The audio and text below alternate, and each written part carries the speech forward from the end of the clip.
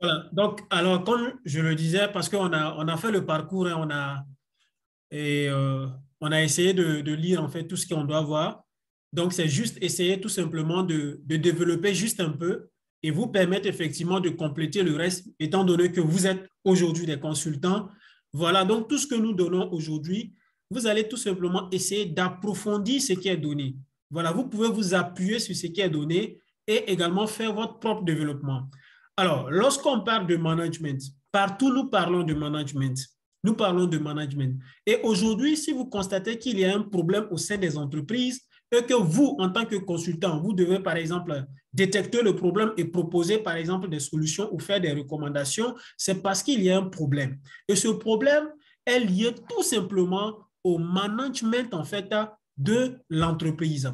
Comment l'entreprise est gérée, comment les différentes fonctions de l'entreprise sont gérées, comment les ressources humaines sont gérées, comment les ressources financières sont gérées, comment les ressources matérielles et techniques également sont gérées. Donc, tout ça, c'est quoi? C'est le management. Raison pour laquelle nous définissons le management comme étant l'ensemble, par exemple, des décisions prises au sein de toutes les fonctions de l'entreprise. Donc, c'est l'ensemble des décisions prises. Et l'ensemble des décisions prises, on me dira qu'il s'agit du management stratégique. Mais tout commence par la stratégie. On ne peut pas, par exemple, sans prendre de décision et commencer à mettre en œuvre. Qu'est-ce qu'on va mettre en œuvre? Nous mettons en œuvre des décisions. Nous mettons en œuvre des décisions. Raison pour laquelle le manager doit être quelqu'un qui est responsable. Quand je dis responsable, c'est quelqu'un qui s'assume, c'est quelqu'un qui prend des décisions. Car ne même pas prendre des décisions est une décision. Mieux vaut prendre une décision. De toutes les façons, toute décision a un risque. Voilà, toute décision, peu importe la décision que vous allez prendre, que ce soit une bonne ou une mauvaise, de toutes les façons, toute décision a tout simplement un risque. Mais il va falloir, raison pour laquelle le manager de l'entreprise doit avoir tous les éléments, toutes les informations qu'il faut avant, par exemple, de prendre une décision. Qui parle d'entreprise parle de décision, parle de stratégie, parle de la mise en œuvre des stratégies. Et la différence entre deux entreprises qui vont, par exemple, avoir les mêmes éléments, voilà, les mêmes décisions, la différence sera quoi? Ça sera le management. Et dans le management, lorsqu'on a parcouru, vous avez vu qu'il y a beaucoup d'éléments. D'abord, nous avons, par exemple, cité les différents types de leadership, par exemple. Voilà, vous avez vu qu'il y a plusieurs types de leadership. Voilà, nous allons voir encore d'autres éléments. Comment, lorsqu'on parle du management, c'est le comment mieux gérer l'ensemble de mes ressources, voilà, et comment également atteindre les objectifs fixés par l'entreprise, voilà, comment gérer le personnel, comment gérer les ressources humaines. Le manager de l'entreprise doit être capable de bien le faire. Et vous, en tant que consultant, si vous avez tous ces éléments-là, ces éléments vont également vous aider à faire des recommandations au sein, par exemple, d'une entreprise. Et vous constatez qu'on se répète. On se répète parce qu'il y a certains éléments que nous avons déjà vus, que nous sommes encore en train de répéter ces éléments-là au niveau du management des entreprises. Alors, la définition, on a plusieurs définitions du management, c'est ce que j'ai dit. Voilà pourquoi nous, on se limite à l'ensemble des décisions, par exemple, prises au sein de toutes les fonctions de l'entreprise. Le management, c'est une science qui s'invente du jour au jour. C'est une science qui s'invente.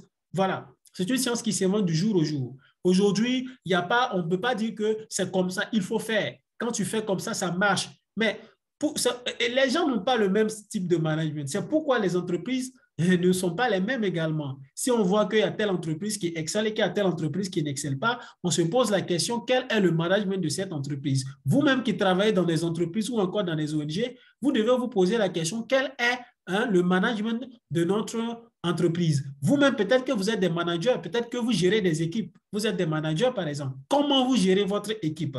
Est-ce que tout le personnel est impliqué? Et comment vous faites? Lorsqu'on parle du leadership aussi, c'est ça. Donc, raison pour laquelle on ne peut pas parler du management sans parler du leadership.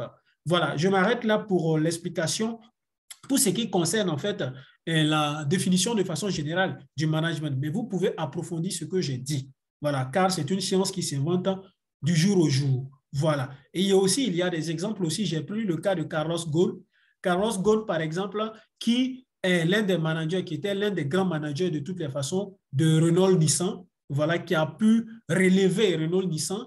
Ça, c'est un grand manager. Vous pouvez également faire des recherches sur Carlos Ghosn, par exemple, pour voir quels sont les lois ou les règles, par exemple, du management, ou quelles sont les règles que Carlos Ghosn appliquait pour être l'un des meilleurs managers de son temps. Parce qu'aujourd'hui, il n'est plus le responsable de Renault Nissan. Il a été remplacé puisqu'il a eu des problèmes financiers avec Renault Nissan. Voilà.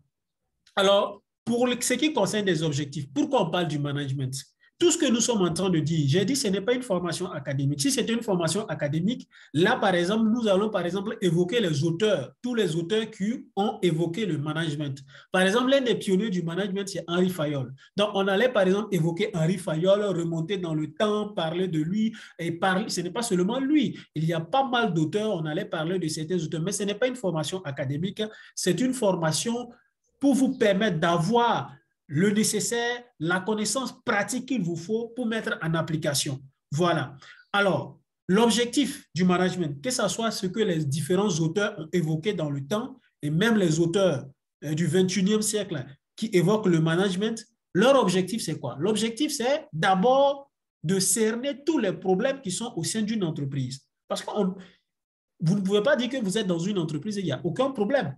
Voilà, raison pour laquelle on parle du management, parce que rien n'est parfait. Tout ce que vous faites, rien n'est parfait. Et on dit le management, c'est une science qui s'invente le jour au jour. Donc, ça veut dire qu'aujourd'hui, le système que vous avez, ce n'est pas parce que ça marche aujourd'hui que ça va marcher demain.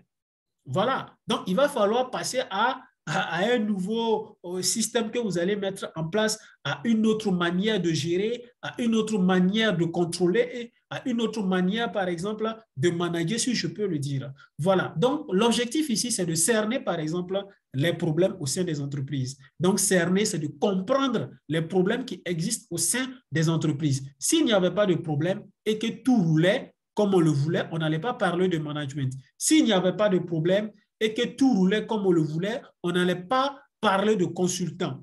Voilà, c'est parce qu'on sait qu'on ne peut rien faire sans qu'il y ait des difficultés. Alors, pour résoudre ces difficultés-là, il faut un bon système que vous allez mettre en place, appelé un bon système de management que vous allez tout simplement mettre en place. Si vous avez un bon système, vous allez toujours détecter les difficultés ou les problèmes au sein de votre entreprise. Donc, l'objectif ici, c'est de cerner les problèmes au sein, par exemple, des entreprises. Et aussi, c'est aussi, lorsqu'on vous êtes en train de faire, en fait, la formation, par exemple, là, nous sommes sur le management des entreprises, votre objectif également, c'est de pouvoir ou être capable, par exemple, de faire un diagnostic. Vous êtes déjà capable de faire un diagnostic parce que ça, c'est le rôle du consultant. Le rôle du consultant, la première mission du consultant, c'est de faire des diagnostics. Et faire des diagnostics revient à collecter les informations, traiter ces informations-là, utiliser les outils de diagnostic pour faire des analyses et à la fin faire des recommandations et livrer tout simplement son rapport. Voilà. Donc, c'est être capable de faire des diagnostics. Et vous allez constater que les grands managers, souvent, dans les entreprises qui ont des grands managers, souvent, ils n'ont pas besoin de consultants. Parce que le manager lui-même, il joue tellement bien son rôle qu'il joue le rôle de consultant lui-même. Il incarne le consultant lui-même. Et j'ai dit souvent, lorsqu'une entreprise fait appel à un consultant, c'est parce qu'on veut un œil externe. On veut un œil externe, puisqu'on a vu la différence entre un consultant interne et un consultant externe. Par exemple, le consultant interne peut être même le manager. Le manager de l'entreprise peut être le consultant interne. Voilà, mais lorsqu'on fait appel à un consultant externe, c'est parce que peut-être à l'intérieur, il y a tellement de choses qui ne vont pas que nous-mêmes, nous sommes incapables de voir ce qui se passe chez nous parce qu'on trouve que, bon, c'est normal. Voilà, mais ceux qui sont à l'extérieur voient qu'il y a un problème qui ne va pas et ils sont capables de détecter ce problème-là. Mais vous qui êtes à l'intérieur, souvent, vous n'êtes pas capable de voir la chose. Il faut quelqu'un de dehors pour mieux voir le problème que vous avez à l'intérieur de votre entreprise. Donc, c'est être capable de faire un diagnostic. Et vous, vous êtes déjà capable de faire un diagnostic, ce qui veut dire qu'en dehors de votre métier de consultant, vous devez être capable d'être également un bon manager. Vous devez être capable également de faire des recommandations à des entreprises. On dit établir un plan d'action. Une entreprise qui n'a pas de plan d'action, je me demande c'est quel type d'entreprise. Mais aujourd'hui, vous allez constater qu'il y a beaucoup d'entreprises qui n'ont pas de plan d'action, qui ont plusieurs objectifs. Voilà. Vous, aujourd'hui, vous êtes appelé aussi à conseiller ou à orienter des jeunes qui veulent, par exemple, se lancer dans l'entrepreneuriat. Je parle d'entrepreneuriat parce qu'il s'agit ici d'une formation au métier de consultant en gestion d'entreprise. Donc, en gestion d'entreprise, ça veut dire que l'entreprise existe déjà, mais ceux aussi qui veulent créer des entreprises, vous allez également les accompagner. Dans ce sens-là, vous allez, par exemple, montrer certaines bonnes manières à ces futurs entrepreneurs-là. Les bonnes manières, déjà, c'est d'abord pouvoir se fixer des objectifs. Et quand je dis des objectifs, je ne dis pas 10 objectifs. Vous allez voir souvent des projets des jeunes, vous allez voir qu'ils ont pas mal, beaucoup d'objectifs. Beaucoup d'objectifs. Vous allez atteindre ces objectifs-là comment? Comment vous allez atteindre ces objectifs? Même les grandes entreprises, les multinationales, quand vous prenez souvent, quand il y a trop d'objectifs, c'est 3. Quand il y en a trop, je peux dire au maxi, ils sont à 4 à 5 objectifs parce que c'est réaliste, c'est réalisable. Voilà. Mais souvent, nous qui n'avons pas peut-être l'expérience, qu'est-ce qu'on fait? On va se fixer 10 objectifs et on est content. Voilà. Le problème n'est pas le papier et écrire des objectifs et puis dire que ça me plaît. Non, c'est plutôt atteindre ces objectifs-là. Le comment atteindre ces objectifs, c'est ça. C'est de ça qu'il s'agit. Voilà. Donc, ici, il va falloir que toute entreprise élabore ce qu'on appelle un plan d'action. Un plan d'action, l'ensemble des activités que nous allons mener au cours, par exemple, de l'année 2022. Nous allons mener telle quelle activité, à quelle date et qui doit être le responsable de l'activité, etc. L'activité va nous coûter combien, vu que c'est une entreprise, nous allons gagner combien dans cette activité-là. Donc, voilà pourquoi on parle de plan d'action. Et on ne peut pas, par exemple, parler de plan d'action sans parler d'objectifs. Parce que c'est en fonction de vos objectifs que vous fixez que vous allez élaborer le plan d'action. Voilà. Donc, il va falloir savoir élaborer un plan d'action. Donc, vous, en tant que consultant, ça vous interpelle à savoir comment une entreprise peut élaborer son plan d'action. Ça vous interpelle parce que si toutefois vous partez dans une entreprise et que vous constatez que l'une des difficultés ou encore de dysfonctionnement au sein de cette entreprise est liée, par exemple, à l'absence de plan d'action ou est liée, par exemple, aux objectifs qui ne sont pas clairs. Parce que souvent, les objectifs ne sont pas clairs, c'est flou. Pourtant, l'objectif doit être clair. Voilà pourquoi on parlera d'objectif SMART. L'objectif doit être clair, précis. Je pense que M. Tankwano Kulidiati plutôt a eu l'occasion également de voir ce qu'on appelle objectif SMART. C'est un objectif spécifique, c'est un objectif mesurable, c'est un objectif accepté ou atteignable, c'est aussi un objectif réaliste et quelque chose que nous pouvons réaliser dans le temps. Voilà, voilà pourquoi on parle d'objectifs SMART. Si vous fixez mal vos objectifs, vous aurez des difficultés au sein de votre entreprise. Et quand je parle d'objectifs, c'est objectifs dans toutes les fonctions de votre entreprise. Voilà, les résultats que vous attendez, le personnel que vous voulez, voilà, tout ça, ça fait partie des objectifs. Également, on dit gérer et mobiliser des équipes. Lorsqu'on parle du management, c'est effectivement savoir gérer et mobiliser des équipes. Je sais que vous également, vous travaillez dans des entreprises. Certainement que vous dirigez peut-être ou encore vous avez une équipe. Et j'ai l'habitude de dire, c'est plus facile de gérer l'argent que de gérer des hommes. Gérer des hommes, c'est la chose la plus difficile. C'est la chose la plus difficile. Voilà. Et nous allons voir peut-être au niveau des hypothèses, qu'est-ce qui peut amener, par exemple, certains dysfonctionnements au sein de la ressource humaine? Nous allons voir ça dans la suite. Et aussi, on dit adopter des attitudes fondamentales. Bon, adopter des attitudes fondamentales, ça, voilà, je n'ai pas peut-être besoin de trop expliquer. Voilà, ces attitudes fondamentales-là, vous savez que toute entreprise, effectivement, doit avoir des principes. Toute entreprise doit avoir des principes. Si vous êtes une entreprise et que vous n'avez pas de principes, ça veut dire qu'il y a un problème quand même. Il y a un problème. Comment vous fonctionnez? Aujourd'hui, votre fonctionnement, le fonctionnement d'une entreprise, ce n'est pas un fonctionnement traditionnel. Voilà, ce n'est pas un fonctionnement traditionnel. On est obligé de se conformer aux normes internationales. Comment les grandes entreprises, les multinationales fonctionnent. Et vous savez aujourd'hui comment faire la veille stratégique, comment utiliser le benchmarking, comment fonctionnent les multinationales, comment fonctionnent les grandes entreprises. Aujourd'hui, on a plusieurs types de management. Aujourd'hui même, on parle de management interculturel. Management interculturel parce que nous n'avons pas la même culture. Aujourd'hui, moi, je suis par exemple burkinabé, je suis au Sénégal. La manière, par exemple, que le manager sénégalais est organisé est différent, par exemple, du manager burkinabé. C'est aussi différent du manager congolais, du manager gabonais ou encore du manager togolais ou du manager béninois. C'est différent. Et lorsque vous êtes ensemble, vous êtes dans une équipe, vous avez plusieurs nationalités. Si vous ne faites pas attention, chaque jour, vous allez vous frapper. Ça veut dire que ça ne sera même pas une entreprise pour un bon fonctionnement, mais ça sera un ring. Ça sera un ring parce que vous n'avez pas la même culture, vous n'avez pas la même notion, vous n'avez pas la même compréhension. Même quand je prends au Burkina Faso, il suffit de voir Et les ethnies, par exemple, les Bossis, de façon les Bossis fonctionnent, de façon les autres, est-ce que c'est pareil? Ce n'est pas pareil. Maintenant, le bon manager doit être capable de ramener tout le monde à la raison. C'est-à-dire ramener tout le monde à la raison, ne pas frustrer l'autre, mais que chacun vous ayez un accord, être d'accord pour un seul point, par exemple. Tout le monde s'accorde que nous devrons atteindre tel résultat et tout le monde est impliqué à atteindre, par exemple, le résultat. Donc, je parle en termes d'adopter les attitudes fondamentales. Il y a beaucoup d'attitudes fondamentales. L'esprit d'équipe, là aussi, c'est le rôle du manager. C'est le rôle également du management, les objectifs du management. C'est de pouvoir effectivement impliquer l'esprit ou encore évoquer l'esprit d'équipe pour que l'équipe que vous dirigez, que chacun sache que nous avons un résultat à atteindre, nous avons des objectifs à atteindre pour que tout le personnel soit impliqué et que vous ayez tout simplement cette complicité-là et vous travaillez ensemble en équipe parce que c'est en équipe qu'on peut gagner. La responsabilité et la rigueur. J'ai parlé de la responsabilité du manager. Le manager, c'est quelqu'un qui est très responsable. Il assume ce qu'il fait. Voilà, il assume ce qu'il fait. Voilà.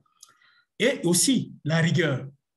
Alors, je continue au niveau du principe. On dit nous avons 8 principes du management. C'est vrai que je ne vais pas peut-être détailler tous les 8 principes. Je vais vous permettre aussi de travailler. Donc, vous allez, ce que je n'ai pas dit, vous allez faire, vous allez vous-même me donner le résultat. C'est vrai que vous avez beaucoup de choses quand même à faire, hein. Mais c'est bon pour vous. Vous, en tant que consultant, c'est bon pour vous. Ça va vous permettre de chercher et de ne pas seulement vous contenter du contenu qui est livré, mais d'aller au-delà du contenu qui est livré. Voilà. Donc, on a les 8 principes et en même temps, ce sont les principes du management de qualité. Ces 8 principes-là. Le premier principe, on dit l'orientation du client. Ça, c'est le premier principe. Vous n'allez pas me dire que quand on parle d'entreprise, on parle de client. Peu importe l'activité que vous menez. Aujourd'hui, nous sommes peut-être dans l'activité de formation, nous sommes également dans les universités. On peut parler du service. Mais nous avons, les clients, c'est qui pour nous? Les clients, c'est les apprenants, par exemple. Si c'est une université, les clients, ce sont les apprenants. Parce que même l'université, ce n'est pas à but non lucratif, c'est à but lucratif.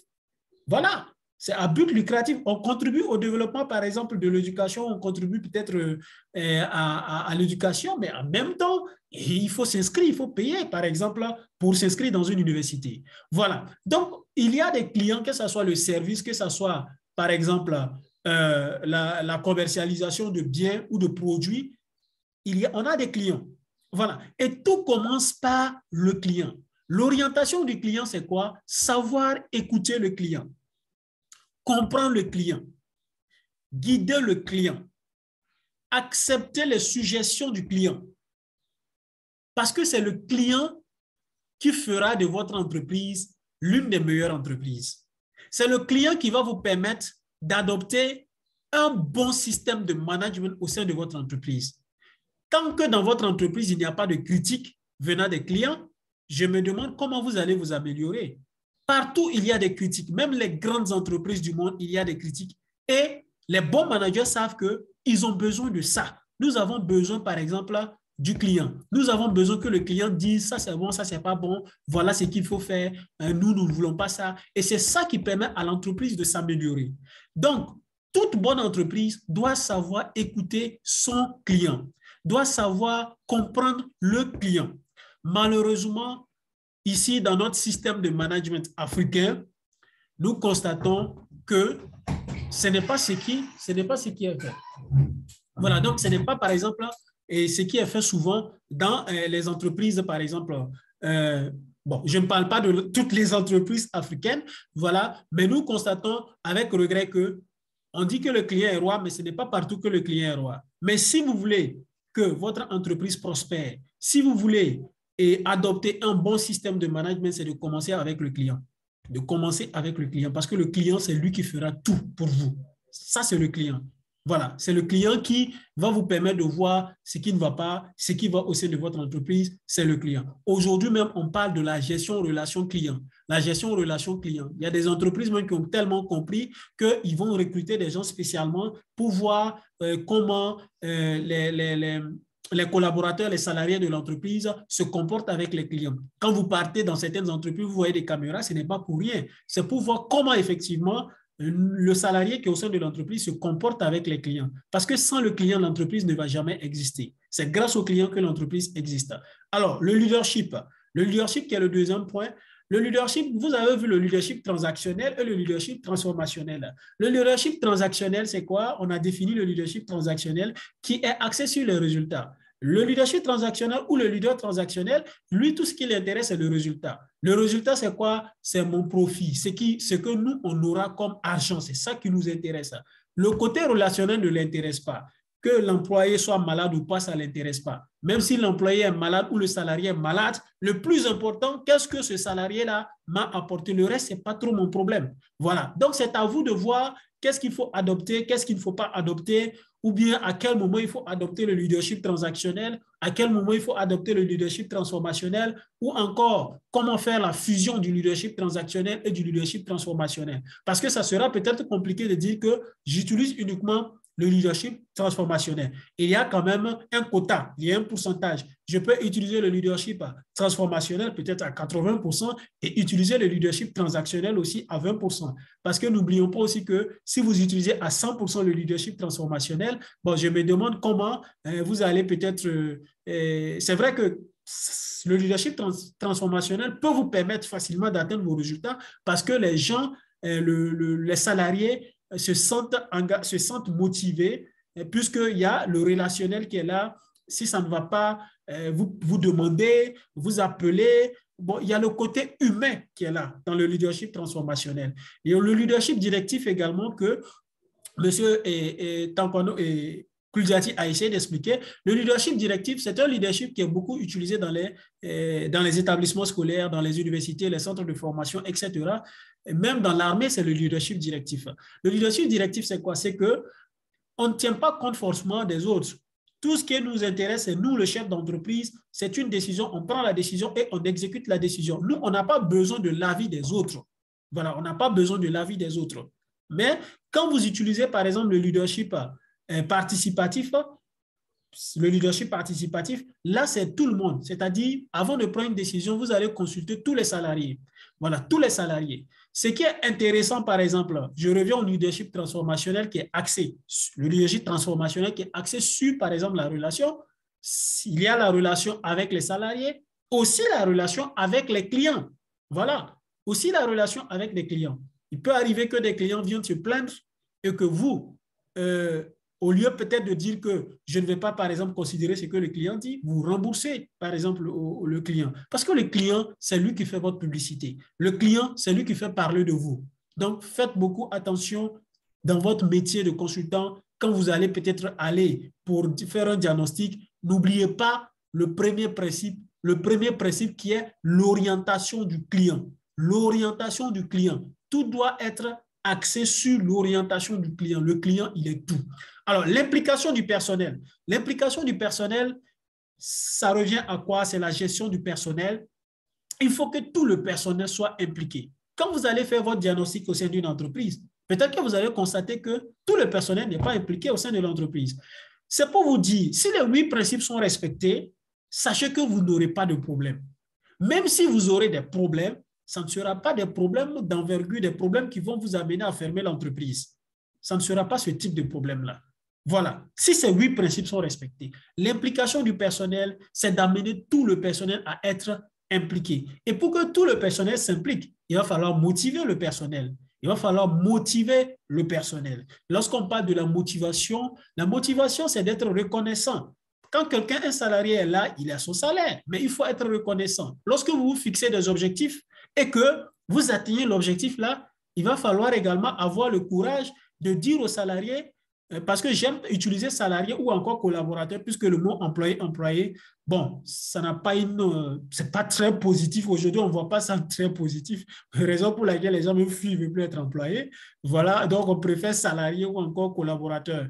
Voilà, donc du coup, il va falloir que ces salariés-là soient motivés. Voilà, lorsqu'ils ont atteint l'objectif, il va falloir les encourager, les féliciter, être reconnaissants. Être reconnaissant, peut-être des primes, voilà, il faut être reconnaissant. Il faut être reconnaissant pour que ces salariés-là continuent. Parce que n'oubliez pas que le personnel est au cœur de votre entreprise. J'ai parlé du client. Après, Le client, c'est le client qui va vous donner un résultat. Sans client, vous n'avez rien du tout. Sans client, vous n'avez rien. Aucune entreprise ne dira que nous fonctionnons sans client. Sans client, vous n'avez rien du tout. Voilà. La difficulté des entreprises vient d'où? Soit peut-être ça ne va pas financièrement, et si ça ne va pas financièrement, c'est qu'on n'a pas de clients. Soit à l'intérieur peut-être de nous, le personnel ne veut rien faire du tout, ça ne va pas entre le personnel, ça veut dire aussi que le personnel n'est pas impliqué. Si le personnel n'est pas impliqué, là encore, c'est un autre problème. Donc, le personnel est au cœur de l'entreprise. Souvent, les gens pensent que c'est l'argent qui est au cœur. Ce n'est pas forcément l'argent qui est au cœur de l'entreprise. On a besoin d'argent, mais le personnel également est au cœur de votre entreprise. Comment le personnel se comporte, est-ce que le personnel est impliqué, voilà, comment il travaille, etc. S'ils sont motivés et s'il y a le côté humain qui est là, et c'est sûr que chacun va se donner au travail.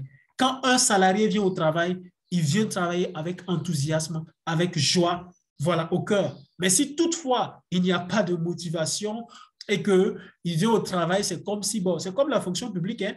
La fonction publique, vous voyez, les gens partent au travail, ils arrivent même, ils se regardent méchamment entre eux au bureau là-bas parce que, ils ne sont pas contents, mais bon. Alors qu'eux n'ont pas un chef qui est tout le temps au sein de l'entreprise qui va les mettre la pression, peut-être leur responsable, leur supérieur, je ne sais pas. Voilà. Mais bon, les gens ne sont pas tellement heureux. Ils ne sont pas tellement heureux. Bon, dans le privé, c'est pareil aussi. Dans le privé, les gens viennent travailler, ils ne sont pas souvent contents. Donc, tout dépend du manager que vous avez. Tout dépend du management, du dirigeant, le manager que vous avez au sein de votre entreprise. L'approche processus. Bon, l'approche processus, je vais peut-être vous laisser. Vous allez chercher ça. Voilà, c'est tout simplement l'ensemble des processus, l'ensemble des stratégies que l'entreprise va tout simplement mettre en place pour pouvoir atteindre ses objectifs. C'est là l'approche processus. Mais vous pouvez approfondir ce que j'ai dit. Là, le management de la qualité, approche système. Là aussi, je vous laisse peut-être faire la recherche sur le management de la qualité par approche système. Là, c'est très important. Donc, je vous demande de le faire. Ça va vous permettre de mieux comprendre. Le développement des relations mutuellement bénéfiques avec les fournisseurs. Bon, là aussi, vous savez, il n'y a pas grand-chose à dire parce que c'est déjà expliqué. C'est déjà expliqué. Lorsqu'on parle du développement des relations mutuellement bénéfiques avec le fournisseur, ben, les entreprises, là, on a des fournisseurs, par exemple. Lorsqu'il s'agit des entreprises, que ce soit en bien, que ce soit en service, vous avez souvent des fournisseurs. Alors, ces fournisseurs, il faut avoir de bonnes relations avec ces fournisseurs et que ce soit des relations mutuellement bénéfiques. Voilà, mutuellement bénéfiques. Donc, vous comprenez déjà ce que ça veut dire. Toutes les décisions, tout ce que vous allez prendre, il faudrait également que le fournisseur également, que ça soit bénéfique au fournisseur. Voilà, en son tour également, autour du fournisseur, que ça vous soit également bénéfique. Là, on dit développer. Donc, c'est vous, votre entreprise qui doit développer ça. Voilà, l'approche factuelle pour la prise de décision. Là aussi, je voulais chercher l'approche factuelle pour la prise de décision. Parce que pour la prise de décision, j'ai même expliqué, je dis l'approche factuelle pour la prise de décision. La décision, toute décision a un risque. Toute décision a un risque. Quand vous prenez une décision, sachez que vous devez assumer ce que vous avez dit parce que ce que vous avez dit ou la décision que vous allez prendre au sein de votre entreprise, ça peut marcher, ça peut ne pas marcher. Mais vous assumez quand même. Vous assumez parce que vous êtes responsable. Voilà.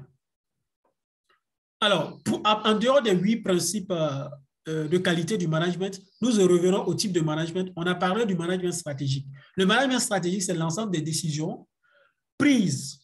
Voilà, c'est l'ensemble des décisions prises. Tandis que le management tactique, ça, c'est la mise en œuvre de ces décisions-là. C'est la mise en œuvre de ces décisions. Donc, en quelque sorte, vous allez me dire que c'est l'opérationnalisation. Il nous reste 10 minutes. Donc, vous allez me dire que c'est l'opérationnalisation.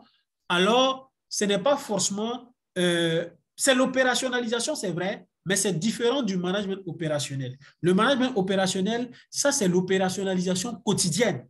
Ça, c'est l'opérationnalisation quotidienne. Mais lorsqu'on parle du management tactique, ça, c'est tout simplement la mise en œuvre de l'ensemble des décisions. Voilà, l'ensemble des décisions au niveau du management stratégique. Maintenant, vous allez entendre aussi parler du top management. Ça, c'est le haut niveau du management. Le très haut niveau du management.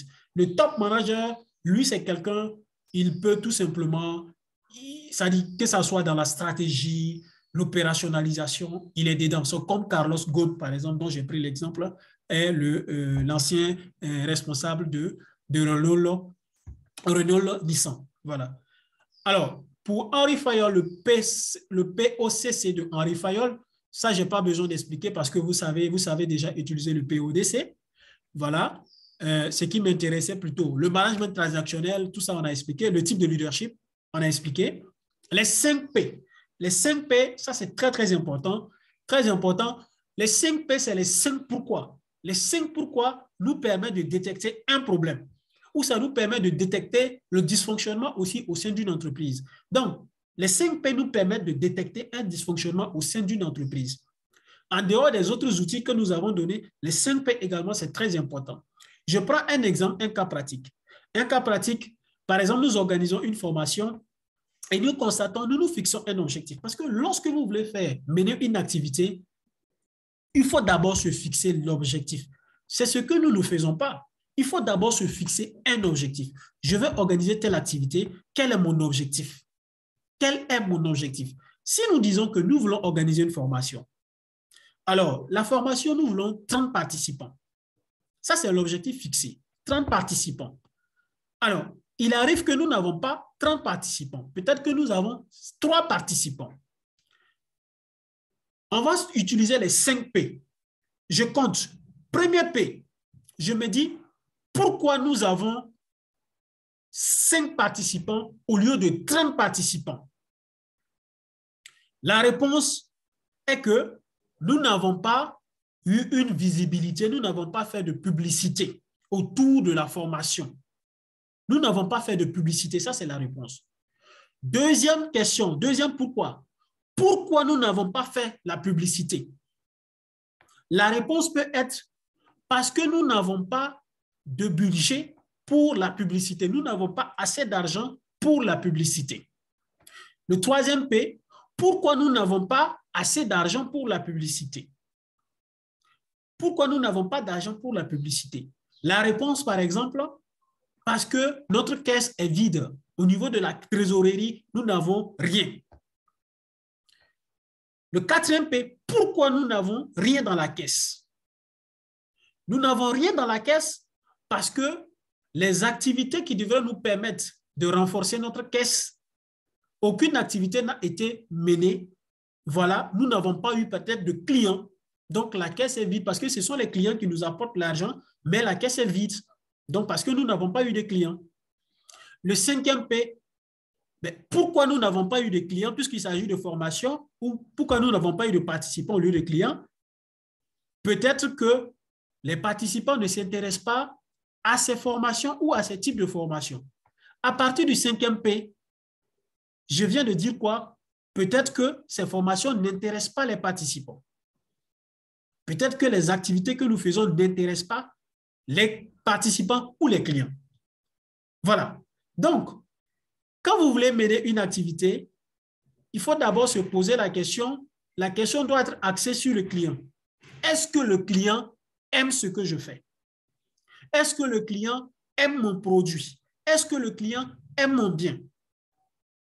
Si oui, là, vous pouvez continuer. Sinon, il faut changer ou encore il faut innover. Si toutefois, on lance une formation et que nous avons sur une formation avec une grande publicité, nous avons 2 personnes, mais peut-être que les gens ne s'intéressent pas à la formation, à ce type de formation, ça les intéresse pas, mais c'est d'autres qui les intéressent. Donc, il va falloir faire quoi? Un diagnostic pour pouvoir détecter quelle est la formation qui intéresse les gens. Quelle est la formation qui intéresse les gens? Voilà. Donc, là encore, vous allez utiliser l'outil SWOT, par exemple, pour pouvoir détecter qu'est-ce que les gens aiment ou encore faire un sondage. Donc, voici les 5 P, comment on utilise les 5 P. Vous-même, vous pouvez utiliser ces 5 P-là en exercice. Chacun peut le faire, chacun peut dire voilà. Et ça va vous permettre de voir comment ça fonctionne. Ça vous permet de trouver la cause réelle de votre problème. Quelle est la cause réelle ou d'où provient le problème? Quelle est l'origine de votre problème avec les 5 P? Alors, j'ai envoyé le fichier parce qu'il nous reste 4 minutes. Ce soir, j'aimerais quand même qu'on se parle, on se dise bonne soirée. C'est intéressant. Le fichier a été envoyé. Je ne vais pas revenir sur ce qui est dit au niveau de la prévision. Ça, c'est quelques problèmes de dysfonctionnement. Voilà, c'est juste pour orienter les consultants, pour dire, voici quelques problèmes que nous pouvons avoir. Je ne dis pas que ce sont des problèmes que toutes les entreprises peuvent avoir. Ce sont des hypothèses. Là, ce sont des hypothèses. On a dit au niveau de la prévision, peut-être que c'est l'absence de diagnostic ou l'absence d'objectifs clairs. Les objectifs ne sont pas clairs. Faites beaucoup attention aux objectifs. Vous êtes des consultants,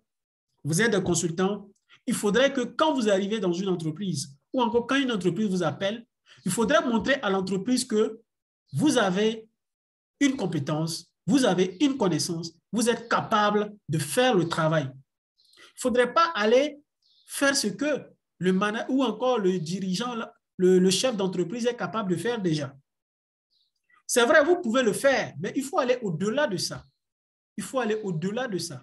Voilà. Donc, c'est très important de faire beaucoup attention également aux objectifs.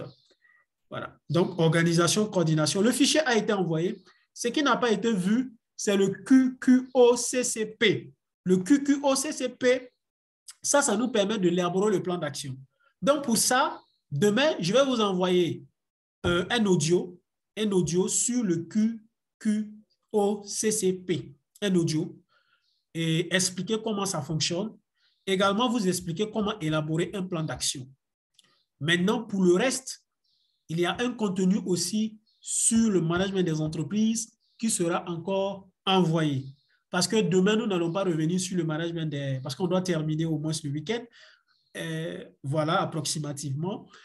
Donc, on va continuer demain avec ingénierie de formation. C'est vrai qu'on n'a pas totalement fini avec les entreprises parce qu'on va rebondir encore sur les entreprises le vendredi. Voilà. Mais on va faire ce qu'on appelle l'ingénierie de formation. L'ingénierie de formation, l'objectif ici, c'est d'abord faire le diagnostic pour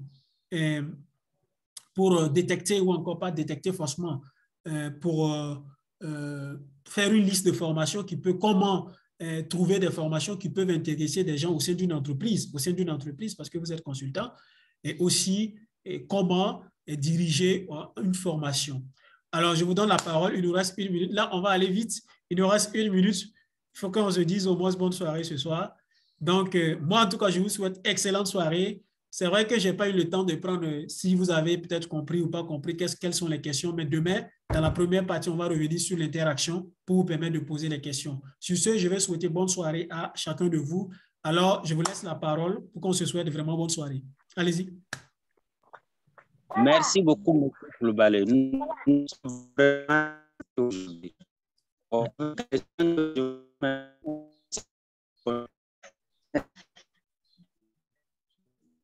OK. Monsieur Koulibaly est là? OK, allez-y. Monsieur Tankwano. Merci beaucoup, Monsieur Koulibaly. Vraiment, infiniment merci. La formation, vraiment, nous va droit au cœur. OK. Voilà, on va en train de monter sur les escaliers, aller vers d'être un consultant compétent. OK. Merci, Monsieur Tankwano. Monsieur Vraiment, merci beaucoup, Monsieur Koulibaly. Vraiment, la formation est très, très intéressante. Je ne sais pas comment vous remercier pour ça. Donc, excellente soirée à tout le monde. OK, merci beaucoup, Monsieur Ziva. Monsieur Kambari. Oui, Monsieur Koulibaly. OK. La formation a été très, très bien. Je suis vraiment réjoui de la partie d'aujourd'hui. OK. La séance était vraiment très bien. OK, merci bien. Alors, je vais vous envoyer la vidéo et aussi l'audio, parce que souvent, les gens préfèrent l'audio que la vidéo. Alors, Monsieur Lompo. Oui, sinon j'allais dire je n'ai pas encore parlé. Voilà. Vraiment, la formation, on ne veut pas que ça s'arrête ici. OK. Voilà, vraiment, c'est très capital. On se sent vraiment que ça va aller.